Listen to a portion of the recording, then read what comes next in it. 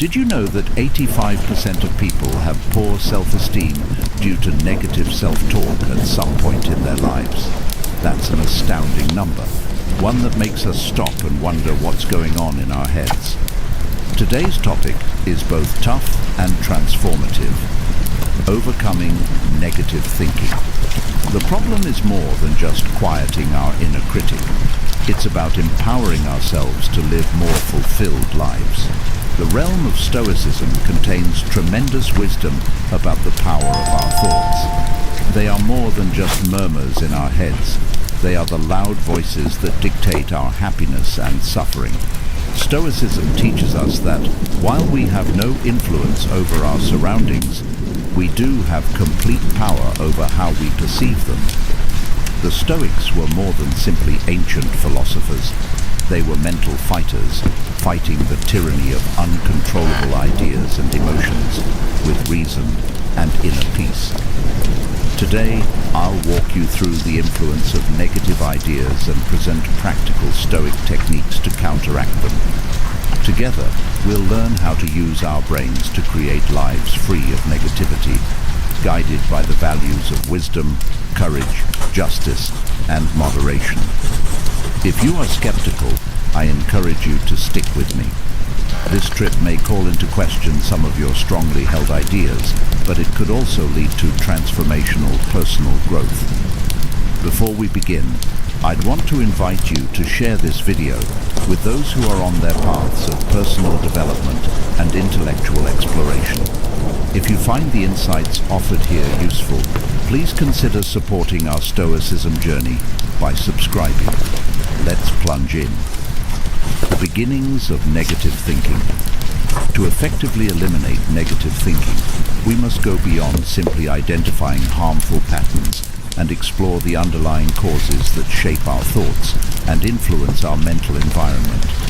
Negative thoughts can arise from various factors, including our upbringing, societal pressures, previous failures, and even seemingly insignificant comments from those around us. Each of these can sow seeds of doubt, fear, and limitation, which can grow into chronic negativity. From an early age, many of us encounter situations that do not foster positive self-esteem. Imagine a child who receives constant criticism for their intelligence, or an educational system that prioritizes perfection. These events can have a dramatic impact on our worldview. Aristotle accurately said, "We become what we constantly do." Excellence, then, is not an act, but a habit. Similarly, repeated negative ideas can become habits, causing us to see ourselves and our skills through a skewed, reduced lens. Personal experiences with failure and rejection reinforce these negative scripts. Each setback or criticism can reinforce a detrimental internal conversation that says, "I knew I couldn't do it." Over time, this internal dialogue can become self-fulfilling, not because we lack the ability, but because we start acting based on these negative thoughts. Plato's thesis that the mind creates reality, we can alter our reality by altering our mind, is particularly relevant in this scenario. By evaluating and disputing these interpretations, we can begin to undermine the basis of our negative thinking. The role of fear also has an important function in encouraging negative thoughts. Fear, while a natural protective mechanism, can lead to excessive worry or anxiety, overshadowing rational thought. Fear of failure, fear of the unknown, and fear of rejection all contribute to catastrophic thinking, in which the mind jumps to the worst-case scenarios. Stoicism provides a powerful instrument to combat this: the premeditation of evil. This approach is clearly imagining the worst-case situation to decrease the emotional damage if it occurs. By adopting this rational viewpoint, we regain control over our concerns. Carl Jung reportedly said, "Until you make the unconscious conscious, it will direct your life, and you will call it fate." Much of our negative thinking stems from unconscious beliefs acquired in childhood, influenced by parents, teachers, and media. Because these beliefs function outside of our consciousness, they frequently go unquestioned. However, by consciously questioning these ideas, we can deconstruct their power and regain control of our mental narratives, societal influences. We cannot ignore the societal and cultural factors that influence our thinking processes. In a culture concerned with scarcity and competition, unachievable standards can feed a persistent sense of inadequacy. The emphasis in society on achievement, money, and perfection fosters comparisons, which feed doubts and insecurities. Stoicism, on the other hand, turns our attention inward to virtues such as personal growth and internal resilience, encouraging us to judge success based on our progress rather than by comparison. Curate inspiring media. Be careful of the books, movies, and shows you watch. Choose those that educate, inspire, or elevate, rather than those who promote fear, despair, or shallow ideals. Create an empowering environment. A clean and well-organized space reflects a focused and peaceful mind. Decorate your surroundings with art, phrases, or symbols that remind you of your values and goals, such as courage, justice, moderation, and wisdom. Participate in activities that promote growth. Set aside time for reflection, meditation, or creative projects. These actions can help you strengthen your values and extend your perspective. Seneca's timeless words tell us, "Hang on to your youthful enthusiasms. You'll be able to use them better when you're older." By embracing positivism, we preserve the passions and principles that shape us into better people. Such behavior enhances our lives and spreads positivity to others, establishing a good example and creating a ripple effect. Take Stoic action. The Stoics remind us that understanding and purpose are insufficient for overcoming negative thinking. Action is required. Epictetus clearly remarked, "First say to yourself what you would be, and then do what you have to do." This simple but deep order emphasizes a fundamental Stoic truth. Our ideals must be reflected by our actions, not merely our ideas. Taking action in the Stoic perspective is intentionally engaging in activities that strengthen our philosophical principles. It entails making daily choices that are consistent with the principles of knowledge, justice, courage, and moderation. By embodying these characteristics in our behaviors, we can overcome negative ideas that tell us we are incompetent or worthless, rewriting our story as one of empowerment and self-efficacy. Aristotle highlighted the importance of action in his idea of the mean, which states that virtue is developed by the continuous practice of balancing excess and insufficiency.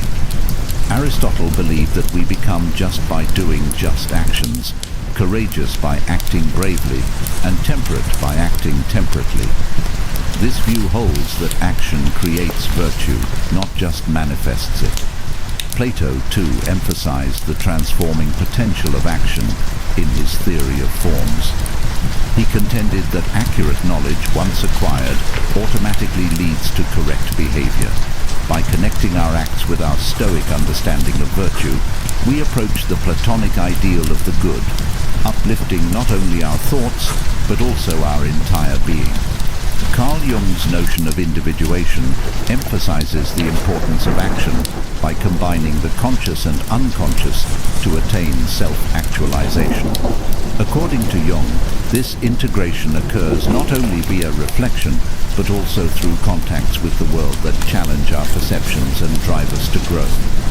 He emphasized that you are what you do, not what you say you'll do, implying that our true character is revealed by our deeds. As a result, Stoic action entails more than just opposing bad thoughts. It is about actively carrying out the Stoic ideals. Such conduct entails making deliberate decisions, such as speaking respectfully in a tough situation, confronting long-held concerns, or forgiving someone who has hurt us. Each action brings us closer to becoming the person we wish to be. Taking Stoic action means seeing life's problems as chances for improvement. Instead of avoiding difficulty, Stoics see it as an opportunity to develop resilience, patience, and adherence to principles. Every problem serves as a call to action, an opportunity to represent our beliefs and display strength. Practical steps to Stoic action. Set daily goals. Plan out tiny, actionable tasks that reflect your essential values, such as justice, kindness, or self-control. Participate in community service. Acts of kindness and service not only promote fairness, but also combat self-centered negativity. Commit to disciplines. Activities such as journaling, meditation, and contemplation increase self-awareness and help you match your behaviors with your ideals. By making these behaviors a habit, we build a stronger, more virtuous self that is less vulnerable to negative influences. The power of words.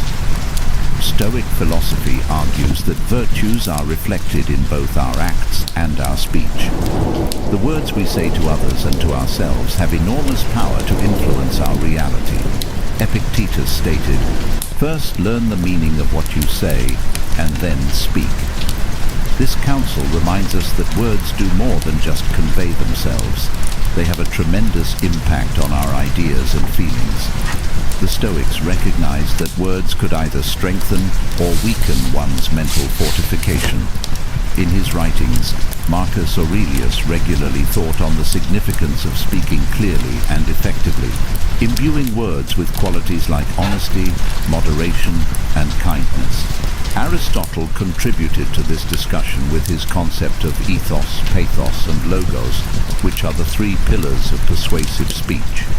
He taught that credibility, ethos, emotional connection, pathos, and logical reasoning are all necessary for effective communication. Aristotle saw speech as more than just a means of delivering knowledge. It was also a tool for influencing opinions, emotions, and conduct. Plato's Socratic conversations demonstrate how, when used carefully, words may challenge assumptions and uncover deeper realities. Socrates used deliberate questioning and dialogue to help others toward insight and self-awareness, demonstrating the transformational power of precise and meaningful language. Carl Jung's psychological theories emphasize the value of words in forming the unconscious. Jung felt that language brings unconscious impulses into conscious awareness, so it promotes psychological wholeness and progress. He emphasized that conscious speaking, both internal and external, might contribute to greater wholeness and mental health. Practical steps to harness the power of words. Mindful communication. Base your remarks on Stoic principles such as honesty and kindness. Speak with intention, ensuring that your words serve to uplift rather than hurt. Positive internal dialogue. Replace negative self-talk with affirmations based on Stoic concepts that emphasize your resilience and control over your emotions. Constructive feedback. Instead of criticizing or being negative in your interactions, focus on encouraging and providing solutions. By fostering attentive speech and internal dialogue, we can strengthen our sense of self, favorably impact others, and contribute to a more wise and virtue-filled world. Thank you for taking on this transforming journey via Stoic philosophy. Remember that your actions and words affect not just yourself, but also others. Allow Stoic wisdom to guide you, transforming obstacles into chances for growth and inspiring you to live with purpose and integrity. If today's conversation resonated with you, be sure to check out our upcoming session on the Stoic approach to overcoming hardship. Let us continue to create a community of wisdom and strength together.